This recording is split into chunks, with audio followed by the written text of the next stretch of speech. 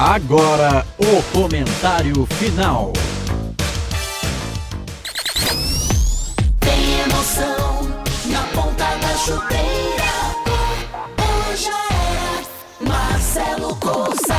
Salve você que está junto com a gente aqui nas redes sociais do Portal Futebol Interior. Transmitimos neste domingo, 3 de março de 2024, o empate entre Ponte Preta e Novo Horizontino pelo placar de 1-1. Fabrício Daniel abriu a contagem para o Novo Horizontino e o Gabriel Novaes empatou o jogo no segundo tempo para Ponte Preta. André Luiz, repórter feliz. André, primeiro tempo do Novo Horizontino, segundo tempo da Ponte Preta, né? Exatamente, o primeiro tempo onde o Novo Horizontino teve volume maior de jogo, as melhores jogadas, principalmente pelo lado esquerdo ali de marcação da Ponte. O Risso não foi o mesmo Risso da partida diante do Corinthians, e também o lado direito através do Igor Inocêncio, por ali descia muito os jogadores do Novo Horizontino, principalmente o Rômulo, e foi ali que saiu o início do primeiro gol da partida, o gol do Fabrício Novaes, né?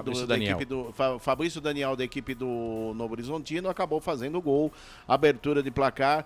E na segunda etapa a Ponte melhorou muito e chegou ao gol de empate, e um resultado, no meu entender, pelo que fez na primeira etapa o Novo Horizontino e pelo que fez na segunda etapa a Ponte Preta, a Macaca é um resultado justo, a Macaca colhendo aí mais um ponto, visando a classificação à próxima fase do Paulistão, Marcelo Corsato. Beleza, André Luiz, resultado justo então, nessa noite de domingo, a Ponte joga pelo empate contra o Santo André na última rodada para passar de fase. Já a equipe do Novo Horizontino precisa da vitória contra a Portuguesa, jogando em casa. Por aqui, comentário do jogo: Ponte Preta 1, Novo Horizontino 1. Comentário final.